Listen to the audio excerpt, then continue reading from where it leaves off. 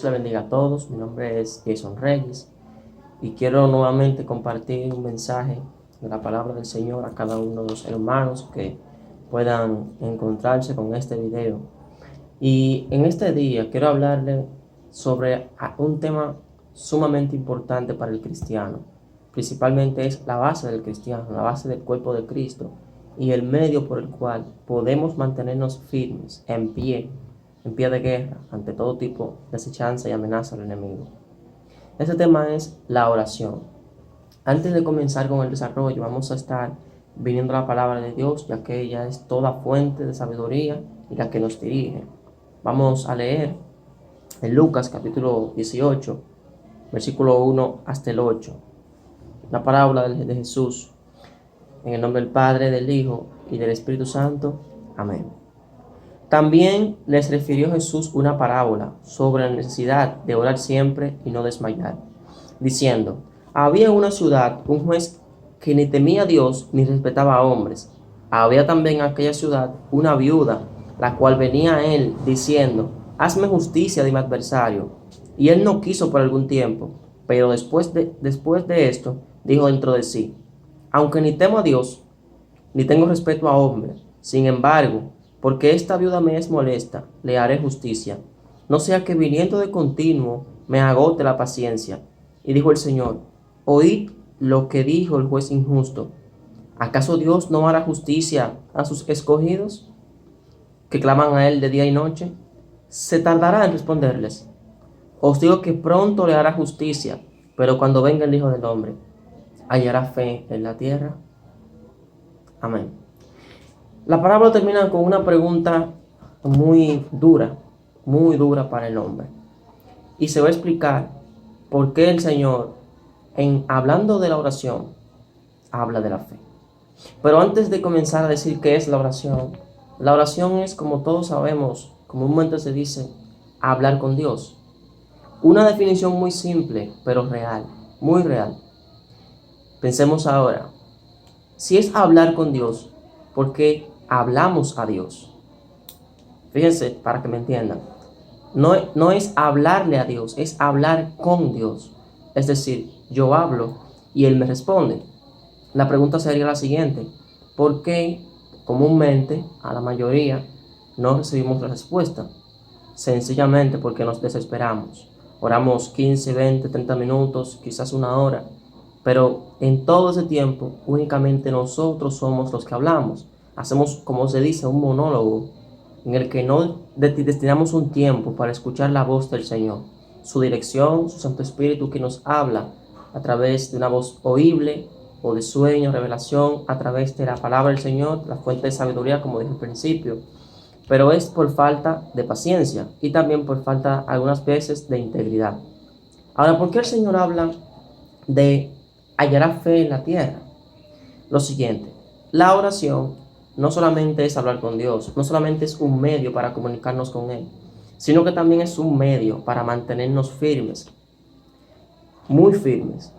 Quiero recalcar, en una ocasión, ya Jesús había entregado autoridad a sus discípulos para que echasen fuera demonios, pero ellos no podían echar un demonio fuera.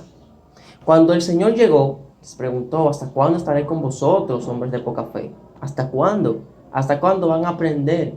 Entonces, después que salieron de allí, le dicen: Señor, ¿por qué no pudimos echarle fuera? Él simplemente le dijo: hay géneros que no salen sino con ayuno y oración. El tema del que estamos hablando, la oración. ¿Y cuál es ese género? No es la autoridad, no es el hacer milagros, es la fe. La fe es el motor o la gasolina de las obras, de hacer milagros, de sanar enfermos, de echar fuera al demonio. Pero si no hay fe, no se puede hacer más nada. Una fe viene por el oír, porque hay dos tipos. Una que viene por el oír para creer en el Señor, para acercarnos a Él, para que podamos aceptarlo como nuestro Señor y único Salvador.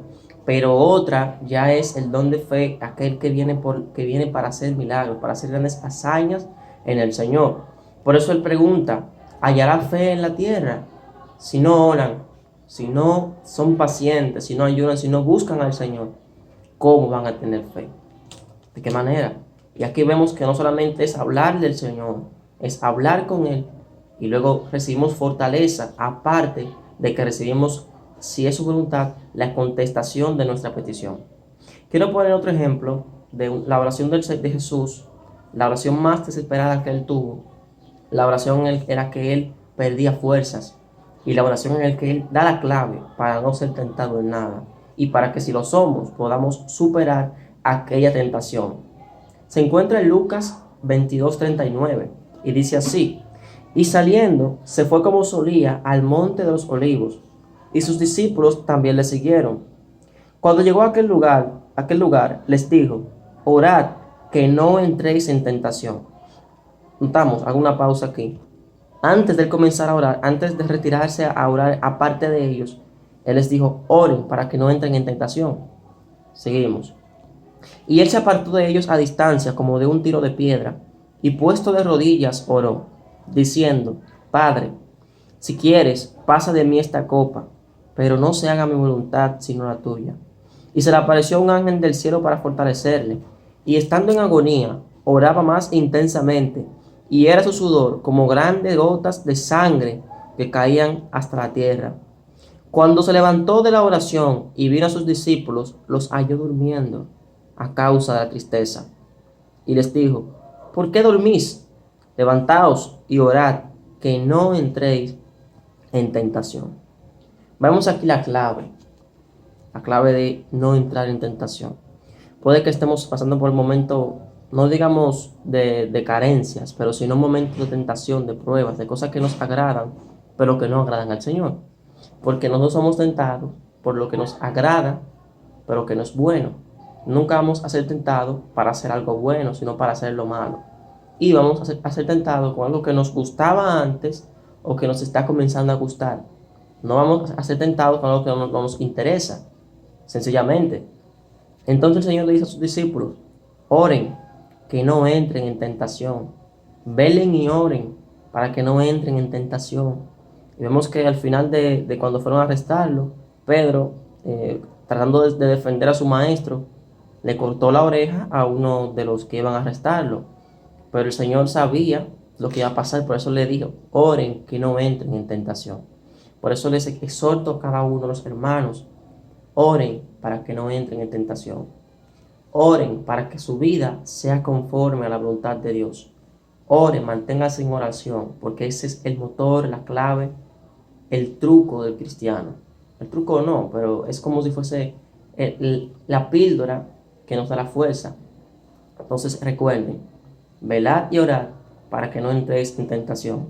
Y no seamos partícipes de aquellos que no tienen fe, para que cuando el Señor venga, no se avergüence, o nosotros no nos avergoncemos de Él y tratemos de escondernos de Él, sino que nos llame como a un siervo fiel y valiente, aquel que supo mantenerse en fe, aun cuando no vaya nada, porque la fe es la certeza de lo que se espera y la convicción de lo que no se ve. Si ya viste, entonces no es fe. Si ya lo sabes qué es, si ya lo palpaste, si ya lo tuviste, ya no es fe, ya lo viste. Pero nosotros andamos como viendo al invisible. Por eso parecíamos en algunos momentos cosas incoherentes, pero no es incoherente. Esto es poder de Dios.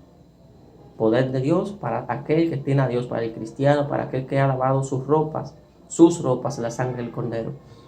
Y recuerden, amados hermanos, velen y oren para que no entren en tentación. Que Dios los bendiga.